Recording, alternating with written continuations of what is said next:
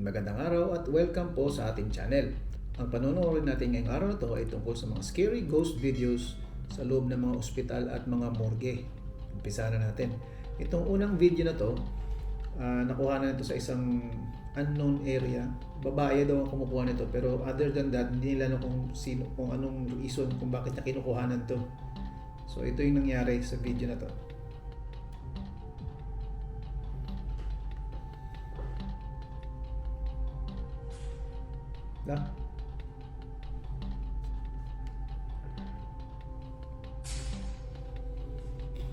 Wala bang tali ito?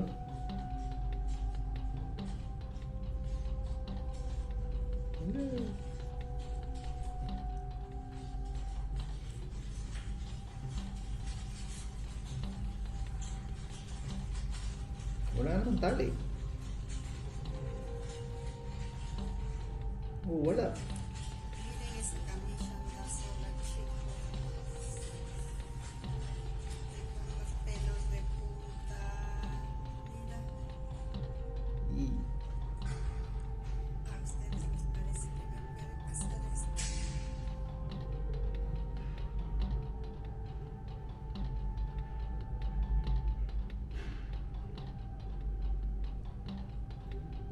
So nakita natin sa video, merong stretcher na umaandar mag-isa at narinig natin yung boses ng babae na kumukuha ng video.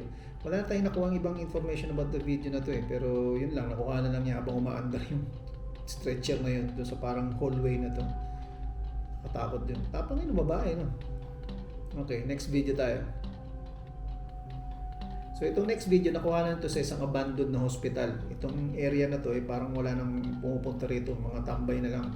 Tapos ginawa nila itong video na to ng 2 AM. At ang sabi nung nagvi-video rito, ito yung pinaka para mga vlogger yata or explorer to mga kumukuha ng video na to. At ang sabi nila, ito sa pinaka nakakatakot na lugar na napunta nila. Panoorin natin.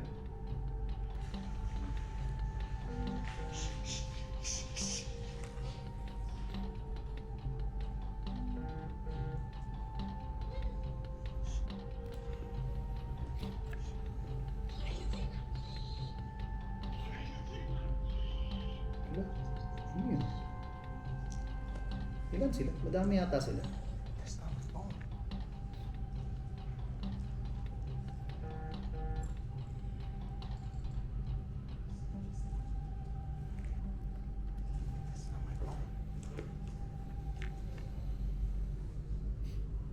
You heard that, right?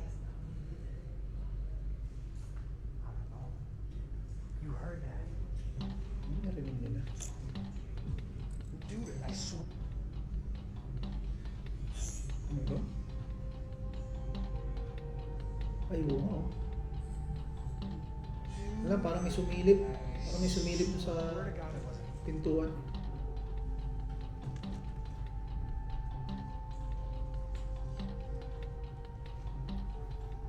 Oh my God, look at that.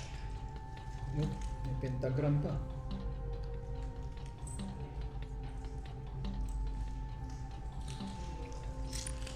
Kung lalaki sila. To start the clip off the group, hear the voice of a female, which meant that it could not have been any of them, since they were all men. This creeped them out. So puro lalaki pala sila. Yung sasalita nung umpisa kanina, babae, hindi nila kasama yun. Ano kaya yun? Panoorin natin ulit. Tuloy natin. But of course, it could have been one of them playing a silly prank, so they did not consider it to be too much of a threat. However, when the camera panned to an opening in the wall, a lanky white figure peeked into the building before noticing the camera set up and ducking back behind cover. This was a rare capture of an apparition and a frightening one, to say the least. So yun nga, yung babae pa na nagsasalita nung umpisa kanina ay kasama, hindi nila kasama. Parang may nagpaparamdam doon sa kanila na narinig nila mismo yung boses na yun. Kasi puro lalaki sila eh. Tapos yung nakuhanan kanina nung pagpan ng camera, may nakuhanan parang nakaputi doon sa likod ng pinto na may basag ng salamin. Okay, next video. Okay, so itong next video natin, kuha rito sa isang hospital, bali parang reception part ng isang hospital to. Around 3 AM kung 2022, kita based doon sa video rito. So panoorin nyo itong video na to kasi may kakaibang nangyayari dito. So panoorin natin.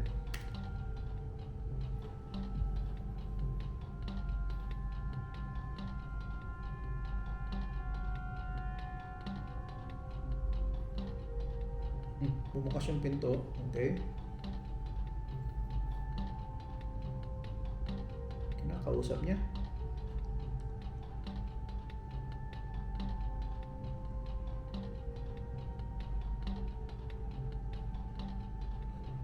May kausap siya. Oh.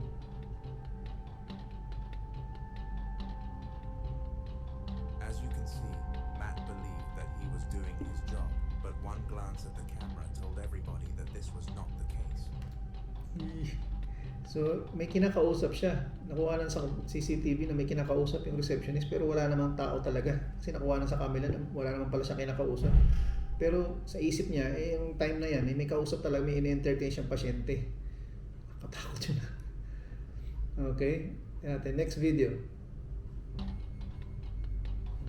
Okay, so next video natin ay nangyari sa isang nurses clinic. Siyempre, as usual, gabi ulito. Nag-iisa lang yung nurse na naka-duty nung time na to.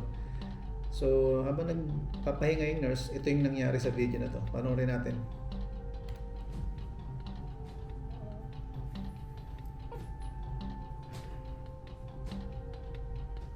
All the ceiling tiles moved almost in unison, and the nurse made sure to take out her phone to capture what was going on. Hala. To her surprise, the spirit did not stop when she started filming it and supposedly started moving the tiles at an even faster rate, which was a very peculiar phenomenon indeed.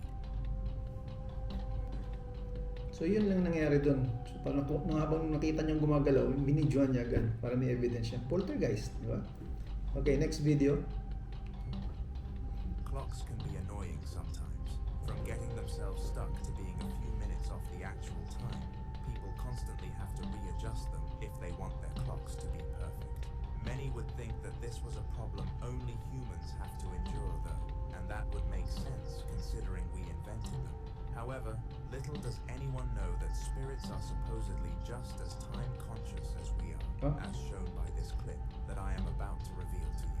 A clock in a hospital had been broken for weeks now, and due to all of the staff owning mobile devices, none of them could really be bothered fixing it. Fortunately though, a poltergeist decided to give them a favor and do the task for them. Inayos yung relo. Oo nga naman.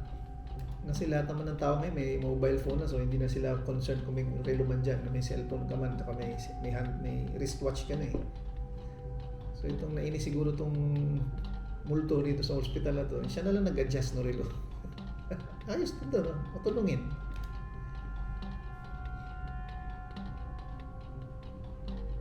Ayan, manda, no? Kinorek niya yung oras.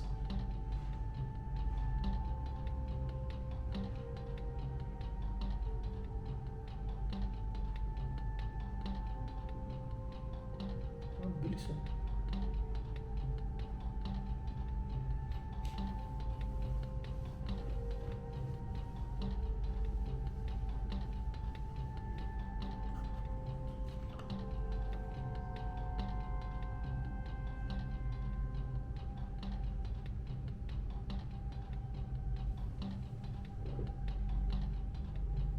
Tama kaya yung pag-adjust?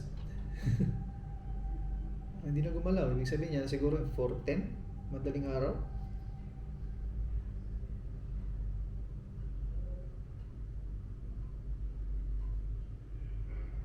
The clock began to spin around its axis at an unnatural pace, so the staff member on scene naturally started filming it. The part that made this clip surreal was the fact that the clock reached a standstill at the exact right time. Galing din, ano? At least sa tulungan sila. Nag-adjust siya na nag-adjust yung relo nila doon sa hospital. Ayos to. Next video. Unlike the rest of the clips in this video, our next clip was not captured by a staff member at a hospital, but a patient instead. And I am sure they will remember this experience for the rest of their life. The patient's name was Alex, and he had come to the hospital because he had broken a bone whilst at boxing, which would be detrimental to his progress in the sport. So it kind of sucked, to be honest.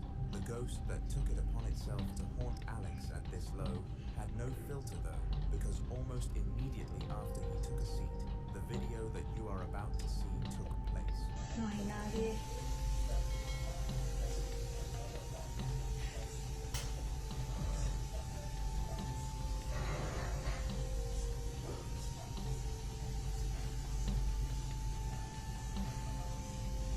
Under yung puwan mag-isa. Somehow, the chair constantly moved in small bursts, Ako and mukhang wala Alex naman was tali. left speechless with the only option he had being recording the incident. After ending the recording, he went to the hospital's help desk and showed them the video as evidence of his story being real. But both of the receptionists told him not to mess around in a hospital and that they had more important matters on their hands. Hindi naniwala yung mga nurse. Wrong for saying this? Let me know in the comments. Hindi naniwala yung mga nurse sa kanya, kala nagluloko lang yung pasyente. Next video. On August the 22nd of 2022, a mysterious video would be uploaded to TikTok that would spook all of the innocent viewers who stumbled across it. Like the rest of the short clips that I have featured in today's video, it took place in a hospital, except this time it was out at the back. The Ah, man filming sa the likod ng video hospital to. was not a patient, but just a bystander who found this location relaxing and visited often. This time he had brought his pet dog with him for extra comfort and protection. Little did he know that the only disturbance that came his way would not be interceptable by his dog though, and especially not by him. Yeah.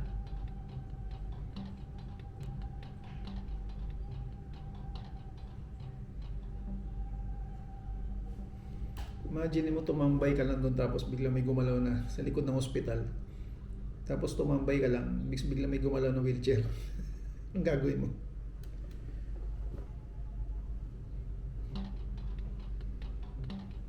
Out of the blue, a wheelchair started to roll around as if it had somebody in it, which obviously it did not. The reason behind the wheelchair rolling like this is unknown, but most people suspect that an elderly person must have passed away in the hospital and found the wheelchair to make their way back home. Pero believe din ako dun sa aso niya, no? Parang dead ma lang, parang walang nakikita yung aso niya. Pero usually, di ba pag mga aso, matalas ang pakiramdam sa mga ganyan, mga hindi nakikita. Sila yung una-unang gaganon, di ba? So, hindi ko alam kung totoo to o fake lang. Kasi kita mo naman yung reaction ng aso, parang wala lang eh. Anyway, next video. Being a police officer is undoubtedly one of, if not the most dangerous job in the world. It involves hunting down criminals with the capability of causing mass harm to you, which is why we see these officers as the heroes that they are. Now, of course, they are highly trained in this field and are drilled on how to react to all sorts of threats. But in the following video, they came across a threat that no amount of training could save them from. This Kaya- threat was something that people rarely experience, but these brave officers were unfortunate enough to come across, and it even caused one of them to quit their job. Nag-resign yung isang polis nung nangyari ito. Takot talaga siguro.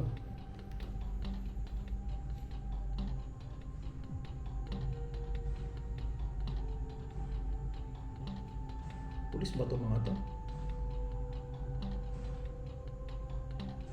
Pinto. Kumakadabog.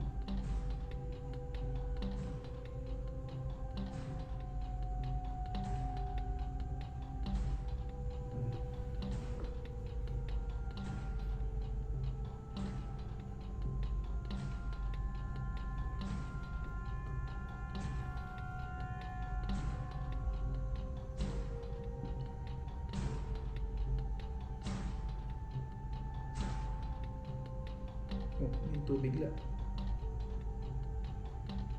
Oh, namatay ilaw. Pulis ba itong mga to? Ah, may baril oh. Pulis nga. May baril eh. Wala naman.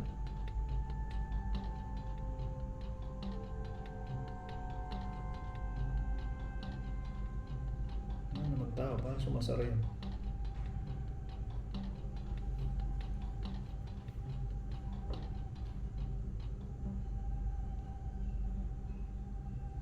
Yan sila, dalawa. Security guard yata ito, hindi naman yata pulis eh. Pero may baril, so malamang. Pero sa atin, may baril din yung security, di ba?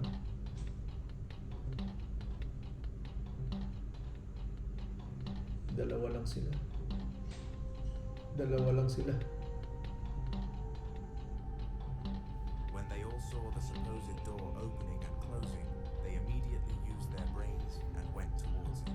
The likelihood was that this was the location of the criminal that they were closing in on, and despite it probably being a trap, they at least had to confirm his location. However, when they reached the area, they found out that the door was to a compartment that nobody could have fit inside, and no one was in the area. In complete and utter confusion, they looked around the area, hoping to find someone, but that never happened. O yun pala yun. May nahabol pala silang kriminal doon sa likod ng parang lumang ospital o hospital nga talaga o bagong hospital, di ko alam. Pero nakita nila, sinusundan nila yung nakita nila yung kumakalabog yung parang ano na yun, panel na yun. Pagdating nila doon, akala nila may nagtatago doon, yung pala wala naman. Walang way para makapagtago yung hinahabol nilang kriminal. Natapang din ng mga pulis na to. Okay, next video. The following video was captured by a worker at her local trauma center called Danny Renee. Her colleagues loved her for the fun and energetic vibe she brought to the workplace, and she was also amazing at treating the people who were admitted to her. One day, a patient expired in her clinic, so the room was cleaned, reset, and prepared for the next patient of the day. Furthermore, all of the wires were disconnected in the room, meaning that what you are about to see should not have happened. Bakit? Ano nangyari? Umaandar yung ano. Oh. Yung monitor. Yung vital sign monitor, umaandar. Pero wala namang nakakabit. Wala nang tao eh. Patay na yung pasyente daw. Nilinis na, tinanggal na, disconnected na lahat. Eh, bakit umaandar to? Wala. Umaandar oh. May heart rate.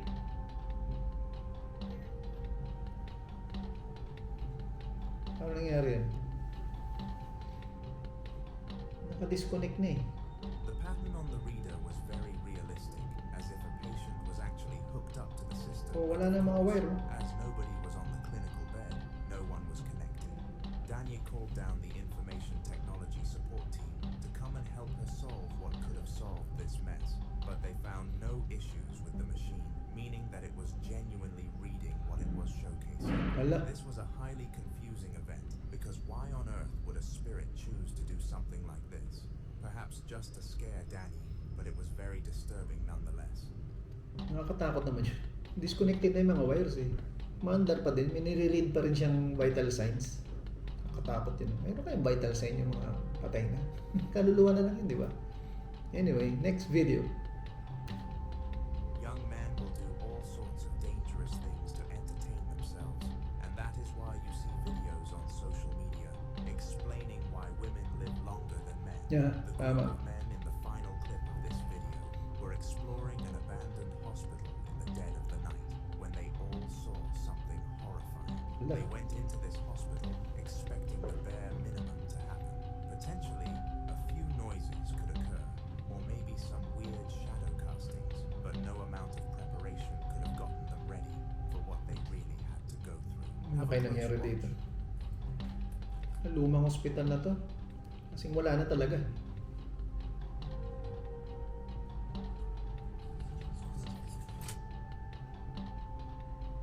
Teka. Parang Tagalog yun ah. Sabi niya parang madilim. Dilim. Totoo. Tagalog kaya yun? Some sort of spirit was down there with them, and you could see its white figure across the tunnel. Many speculators believe that it was simply a weird casting of light that caused this figure, but based on the fear of the men, I Ay, highly oo doubt nga that yun. this was the case. They all reported feeling lightheaded and ill afterwards, which just further leads me to believe that this was far more than a weird casting, and Saan kaya something to? that needed to be taken seriously. Ghost sightings are supposed to be spooky for the people involved and the audience watching them behind a screen. So anyway.